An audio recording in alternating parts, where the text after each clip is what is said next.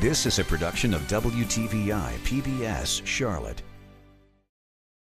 The following episode of Job Ready is brought to you by Central Piedmont Community College and viewers like you. Thank you.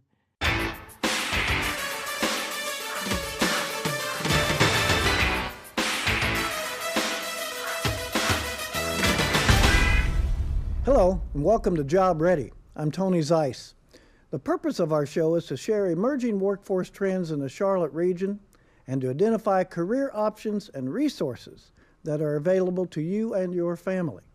My guest today is Dr. Steve Thornburg. He's the president of Cleveland Community College. Welcome. Well, thank you. It's great to be here, Tony. Thank you, Steve. You know, we've been colleagues probably for 20 years or more. And yes. I think talking about education at community colleges is in our DNA, so I'm really pleased that you're here, and we want to learn all about what's going on at Cleveland Community College. But first, tell us about you. Tell us about your career. Well, I got into education initially with Gaston College. I had finished my master's in public administration at UNC Chapel Hill, and Gaston has always served Lincoln County, which was my home county. Right. And the county commissioners had bought the old First Baptist Church building, which is now an arts center, but Gaston was starting a campus there. And so I interviewed with them, and I was either lucky enough or they were foolish enough, I'm not sure which, but they hired me as the first director of the Lincoln campus of Gaston College. How about that? And I was there for a little over 5 years, and Wayne Scott was the president at Gaston College. You remember Wayne from when you came. I do remember him. And I talked with Wayne and told him that I would like to be a college president. And he said, well, you need these experiences. So he added some things to my job with no pay increase, but I had some more experiences.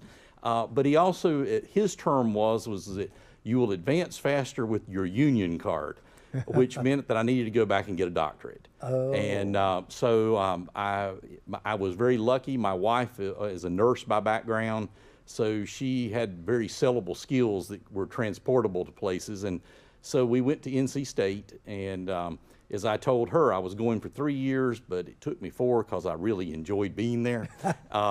And finished up with State with my doctorate in community college administration, and was very lucky to come right out of the gate as a president somewhere.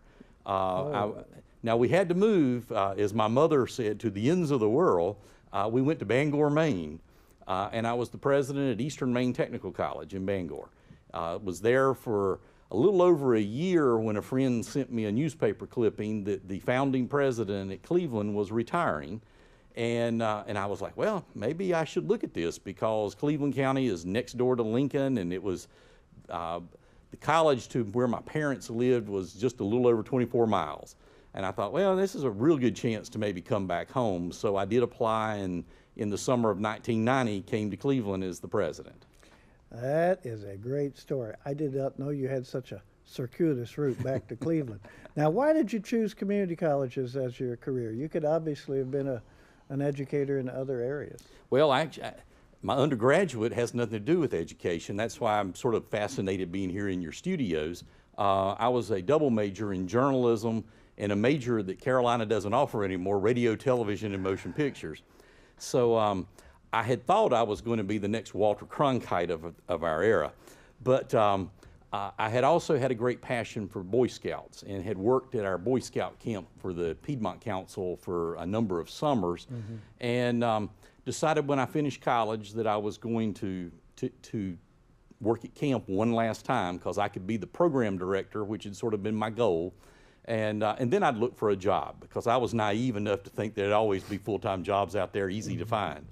And so I started off with the summer camp venture, and the Boy Scouts offered me a job. And I worked for 2 years as a full-time district executive in Catawba County.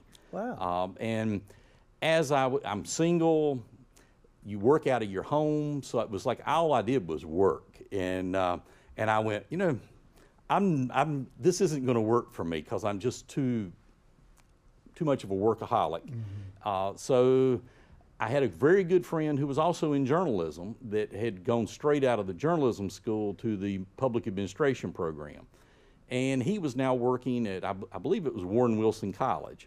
And I thought, I've always had a fascination with higher ed, so I thought, well, I'll try that route.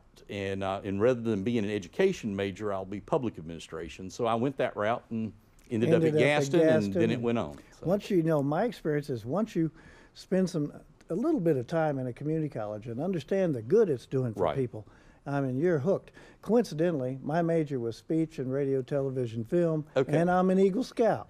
Okay, all right, yes. Well, anyway, so we have a lot of things in common. Tell us about Cleveland Community College. What's the service area, and then just tell us all about what you offer in those sorts of things. Cleveland Community College has a service area of Cleveland County. For those who are watching that aren't as familiar with west of Charlotte, we're on the other side of Gaston County. We're a border county to South Carolina also. I think we have just under 10 miles of Interstate 85 in Cleveland County, and we are the point that you go into South Carolina.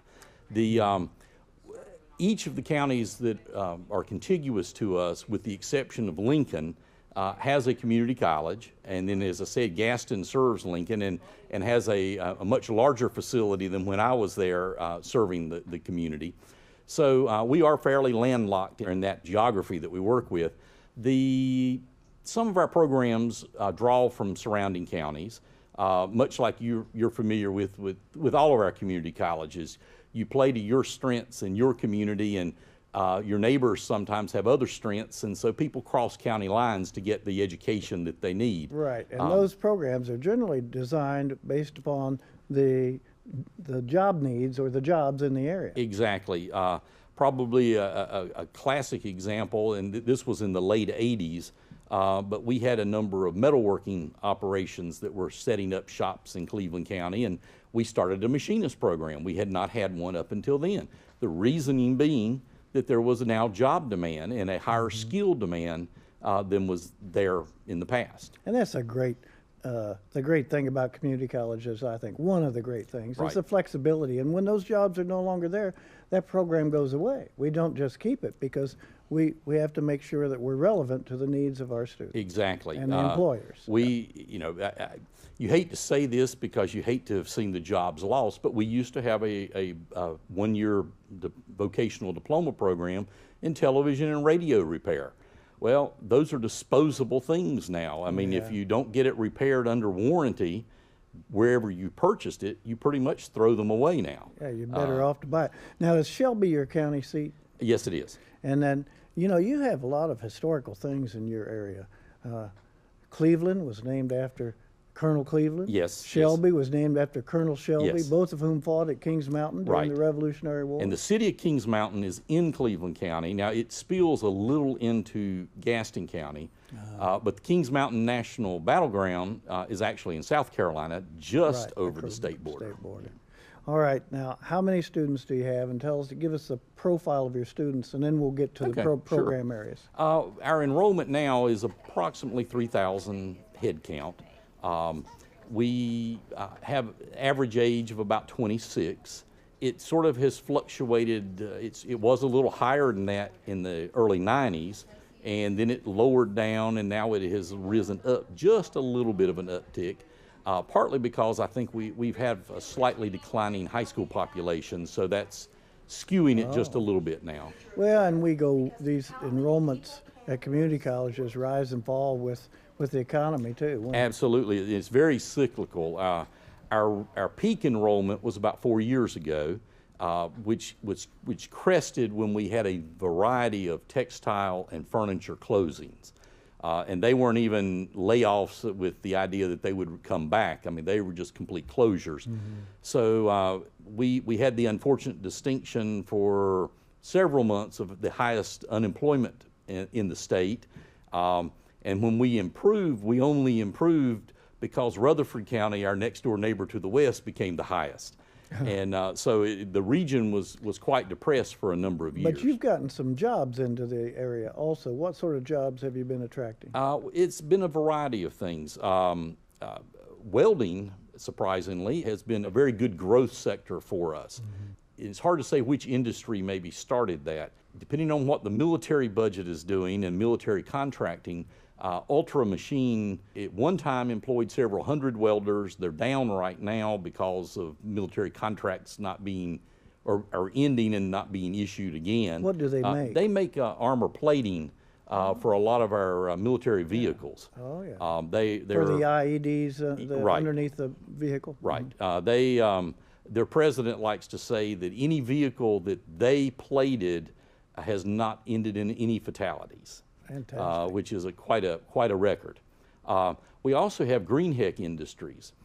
It's a name that I'd never heard of until they came to Cleveland County, and their subsidiary called Kitchen Ventilation was the first of their businesses to come to Cleveland County, which is a pretty good success story in itself. But with Kitchen Ventilation, they make commercial ventilation hoods for restaurants. And because of the growth of so many restaurants in the Southeast, they wanted to be located somewhere in the Southeast. They were more of a Midwestern operation. And they opened a facility in Kings Mountain.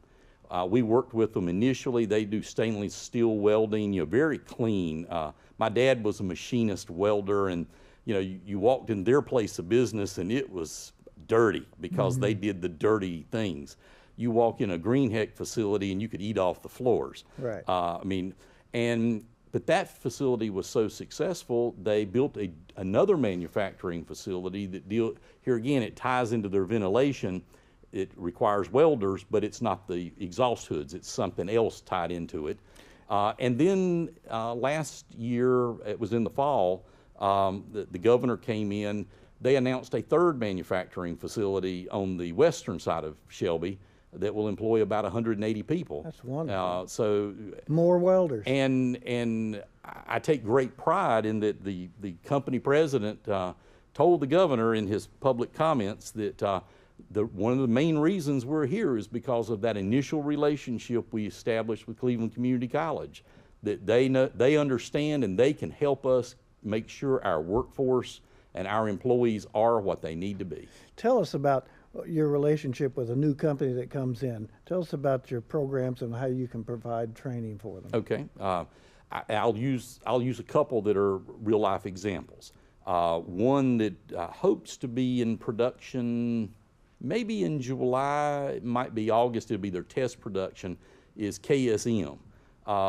They do castings for the automotive industry, and it's a variety of products, but it's more, the minute I tell you it's something, that'll be the one thing they don't make there. But it's more like things like the engine blocks and things that are affixed to that, and that are now, a lot of them, in their case, they're not made in the U.S. We're their first U.S. facility. We set up with them, we met with them when they were actually being recruited, and we talked about the things that we could do, either through customized training, what we do at the college that helps with the steady development of workforce. But like with a new industry, we set up with them, we talked with them about what are your needs and what are your expectations for your future employees. We are doing some pre-employment training things with them where they get a chance to look at someone and assess their skills, how they work with other people, their demeanor, their timeliness, just a variety of the factors before they offer them a job, which is a great thing for the employer, but it's also a good thing for the prospective employee because they're learning about the culture of the company, because you will have people, even though they want a job, they don't want that job, or they don't want to work in that management structure, whatever it may be. So it's a wonderful opportunity there. We will work with them in some like OJT-like training that will exist on after they're up and operating. And it's, as I described to them when we were in the recruitment phase, it's somewhat like of a marriage. We're all becoming part of a big family. And Cleveland Community College, we're about to celebrate our 50th anniversary next year. We plan to be here for 50 or more years into the future. And we want you to be also, and we want you to be successful, and we want to help you help our community be successful. Right. Because part of our mission, as I'm sure you well articulate here in Mecklenburg County, is we're here to help our citizens get the skills they need to be successful, whether it be in the workforce, or it be in their educational pursuits, but particularly in the workforce, because we work with them to have jobs where they can live in Cleveland County. They don't have to drive outside the county to find work. That's our major objective. Help our citizens have the skills to be employable. And the good news is that you're proactive at it. You're involved in not just the supply side of supplying the skilled workers to the employer, but you're helping to recruit those employers to get the jobs here. So you're on the demand side as well as and that's another great characteristic of community colleges. Now, you mentioned you had about 3,000 students. Does that include your corporate and continuing education? No, students? that's curriculum head count. Okay. There would be another 2,000 or plus. So you're involved. about 5,000 to 6,000 right students on an annual basis on a of head people count. that we're working with. Right. Got any veterans coming back? Absolutely, and in fact, we are doing a little reorganizing. We had a position come open and decided not to refill it as it was and restructure it so that we could have a little more attention to veterans, because we are having a lot more veterans returning now. We went through a long lull where the military, I guess, was downsized quite a bit, and there just weren't that many veterans coming back, but we are seeing more and more. And we want to make sure that we are providing them with services. And in fact, as I think most of our colleges do, we give preference to veterans in our selected admissions programs, which are predominantly the allied health, could be criminal justice, but or BLET, but we give them preference in that. Yeah, and most of us are raising money for scholarships for veterans because, it's very common for them not to have any GI Bill. Yes. Because they've only been in active service for a year or so, and it takes 3 years to get that.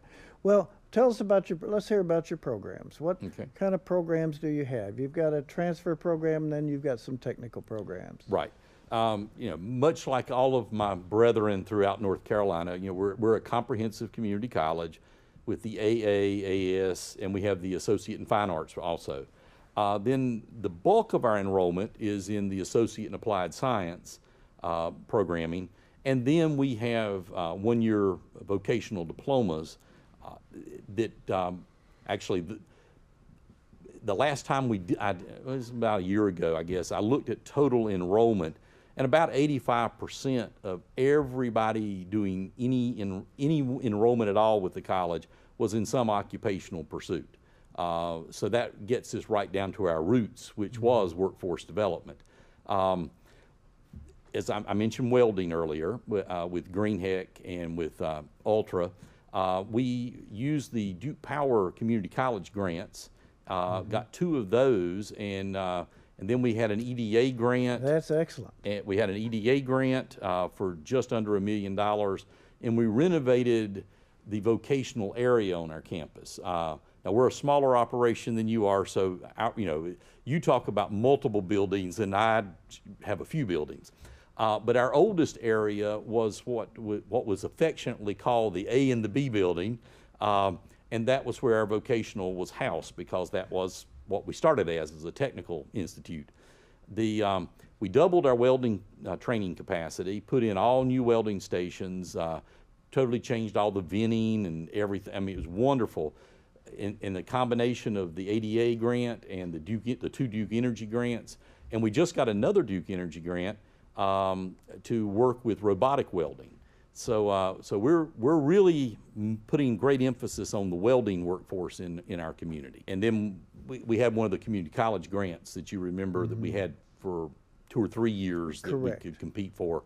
So we combined those and did the major renovation. That's wonderful, because that's where the jobs are. In fact, absolutely. I just heard on the radio that there's been a national study that if you want a job, go into a 2-year technical degree. In fact, they're more likely getting jobs than 4-year degreed folks in many areas. And it's amazing. I remember in the early 90s, I'm sitting at Rotary one Friday, and a local bank, which has now been consumed by another bank, so we won't get into names, but the president of the bank at the time was sitting there at the table with me, and he goes, "Steve, I was talking to so-and-so the other day, and you need a machining program." And I went, "Well, we have one." Well, he also needed welders. I said, "Well, we got that program too." "Well, why can't he hire people?" And I said, "Well, I can't force people to enroll." And that's the beauty of a program like this. There are great job opportunities. In the worst of the downturn in the economy, there were jobs and employers hiring, but you had to have the right skills. And they weren't hiring people to wear a coat and tie and sit in an office. They were hiring people who had technical skills because they need to keep things churning. And there are great technical skills. There are great opportunities there. Absolutely. And you can make a lot of money. We have a non-destructive examination program where some of our students, after 1 year out working, they're making $100,000. So there are different ways to win in this economy if you could choose something that you really like. And I think part of it is, maybe you disagree, but I think part of it is we need to do a better job advertising and marketing where the jobs are. Right. Which is why we have this program. I agree with you. So tell us, in Cleveland County, if you were to give advice to a student or the parents of a student and telling them where the jobs are in your area, where are they? Well, I'm going to touch on one that we're growing jobs in. This last September, we were fortunate to get a U.S. Department of Labor grant, got a $23 million grant. Wow. We're partners with 4 other institutions. Our North Carolina partners are UNC Charlotte, Wake Tech, and Nash Community College. And I have to ask him, why didn't you talk to your neighbor? Well, that's all right. I'm not sure. We didn't talk with you. I'm not sure. I can't speak about Central Piedmont. And I won't share the name because I ribbed those presidents. There are a couple of my other neighbors that I know for sure we talked with because they said, well, we're going to pair up with so-and-so, and well, they didn't get funded. Well, I'm glad you got funded. So what are you doing with these funds? And we also have Moultrie Technical College in Moultrie, Georgia. We had to have a regional component. Right. It's a mission critical operations development program. Mission critical operations are things that have to be up and running 24/7 for that business to be viable, and every time there's downtime, there's great cost involved or a great diminish in service that needs to be available on a constant basis. Obviously, if you do online banking, you never want to go to your bank and it not be running. There's a lot of manufacturing that goes on 24/7, and when it's down, it's very costly when they're not producing. We have 2 tracks in it. One is an information technology track, and one's an industrial systems track. So that we are developing curriculum that the Department of Labor will then share with the rest of the country to prepare people, like I say, in either IT or in industrial systems that would be electrical, HVAC, trades. Right, the various trades. Part of our conceptualization of it is that we're developing a high school curriculum that can then be a 1-year component, a 2-year degree. UNC Charlotte's involvement is in working with the baccalaureate level so that there is complete integration through certificates all the way through a baccalaureate in an industry that is heavily, it's sort of like I'd never heard of mission critical operations until our folks started talking about it with me. We're very fortunate. Based here in Charlotte is the 7x24 exchange, and they were a big supporter and advocate for us in our application process. The Automation Federation and the International Society of Automation were very big in helping us with this. So if I think I'm hearing you correctly, you're going to use that and your other programs to help people move toward where the jobs are. Exactly. And those jobs are then in technical areas, yes. I think I heard you say, and in IT. Right. Any other areas? Well, it's surprising the hidden areas that those components are. We have an automation technology 2-year program. In fact, we have the only one in North Carolina. As one of my faculty in that will point out to me occasionally, we'll just be walking down the hall and he'll say, when you buy a drink out of that drink machine, it's automation because you put your money in, there's some mechanical, but then an arm goes and picks up your drink and moves it and sets it down so that it's not all fizzy when you open it. It doesn't just drop out like the mini machines do. He says, that's a job for somebody. Somebody has to repair those. He says, I'm not talking about stocking the machine. I'm talking about repairing the machine, designing the programming. So there are all kinds of hidden jobs when you talk about automation, IT, industrial systems.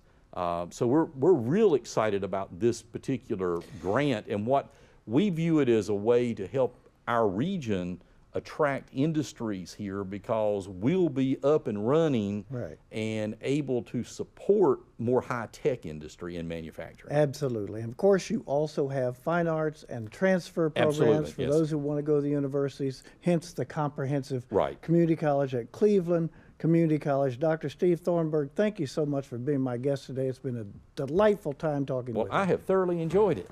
Look, hope to be back again sometime. All right.